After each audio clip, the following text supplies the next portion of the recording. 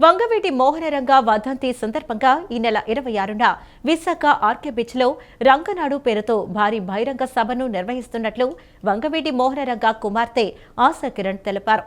కుల మత రాజకీయాలకు అతీతంగా జరిగే సభ అని, రంగా అభిమానుల కోసం నిర్వహించే సభ అని చెప్పారు. అన్ని పార్టీల్లో ఉన్న రంగా అభిమానులు సభకు రావాలని పిలుపునిచ్చారు.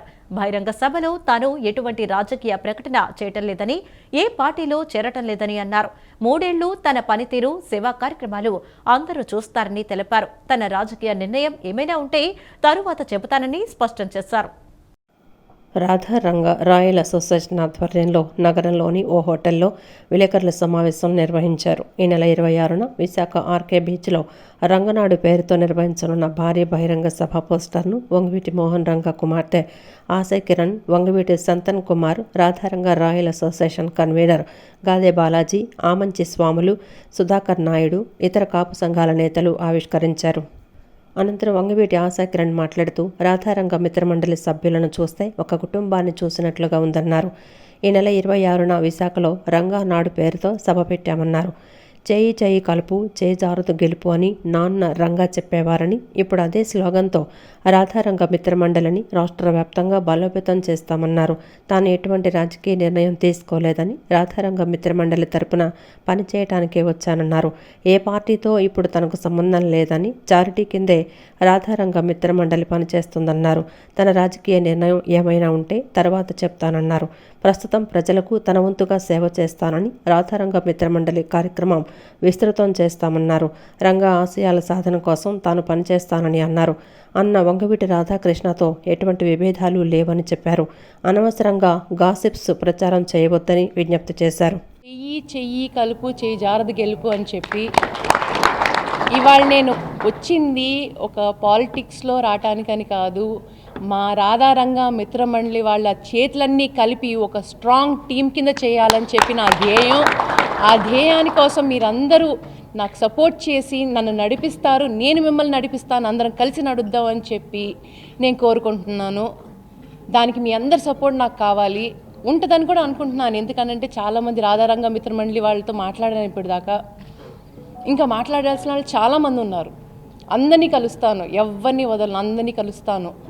కలిసి వాళ్ళందరినీ ఏకదాటిగా తీసుకొస్తా, ఒక టీం వర్క్ చేస్తాను. ఒక టీం, ఒక స్ట్రాంగ్ టీం. రాధారంగ మిత్రమండలి అని అంటే ఒక పార్టీకి సంబంధించింది కాదు, అదొక స్ట్రాంగ్ టీం అనేది మనం ప్రూవ్ చేసుకోవాలి ఈ రాష్ట్రంలో, పలు రాష్ట్రాల్లోనూ. కాబట్టి అదే నా ధ్యేయం. అనంతరం Radharanga royal association convener Gade Balaji మాట్లాడుతూ 2019లో రాధారంగ మిత్రమండలి ఏర్పాటు చేస్తామని, 2023లో కాపునాడు పేరు సభ ఏర్పాటు చేశామన్నారు. డిసెంబర్ 26న రంగానాడు పేరుతో విశాఖలో భారీ బహిరంగ సభ ఏర్పాటు చేశామని తెలిపారు. రంగా ఒక కులానికి చెందిన వ్యక్తి కాదని, అన్ని వర్గాల అభిమాన నాయకుడని పేర్కొన్నారు. రాధారంగ రాయల్ అసోసియేషన్ ఆధ్వర్యంలో రాజకీయాలకు అతీతంగా ఈ సభ నిర్వహిస్తున్నామని తెలిపారు. అన్ని పొలిటికల్ పార్టీస్కి ఎవరు స్వచ్ఛందంగా వాళ్ళు ఆయన ఒక కులానికి ఆపాదిస్తున్నారు. సో ఆయన బడుగు బలహీన వర్గాల ఆశాజ్యోతి. సో అంటే ఈ రంగానాడికి కంప్లీట్గా ఎంబీసీ 53 అయితే కులాలు అయితే ఉన్నాయో, ఒక ఎస్సీ ఎస్టీ అన్ని, ఒక మైనార్టీ అన్ని సంఘాలు కూడా యావత్ రంగానాడు కార్యక్రమానికి మద్దతు తెలపడం జరిగింది. అదేవిధంగా మాకు ఈ రోజున మీ ఇంటి ఆడబడిచైన వంగవీటి ఆశాకిరణ్ గారు ఈరోజు రావడం, అదేవిధంగా శంతన్నయ్య గారు ఈరోజు రావడం, రెండో దిన శుభసూచకంగా అక్క చేత పోస్టర్ ఓపెన్ చేయించడం అనేది మా రాధారంగ రాయల్ అసోసియేషన్కి నిజంగా చాలా గర్వంగా మేము చెప్పుకుంటున్నాం. రాజకీయం అనేది మన కాళ్ళ దగ్గరికి వస్తుంది, కానీ రాజకీయం దగ్గరికి మనం వెళ్ళకూడదు. ఒకటి మనకున్న ఆర్గనైజేషన్లో శ్రీ రాధారంగ మిత్రమండలి అనేది గొప్ప ఆర్గనైజేషన్. దానిని నీ బుధస్కంధాల మీద మేము ఎత్తుతున్నాం.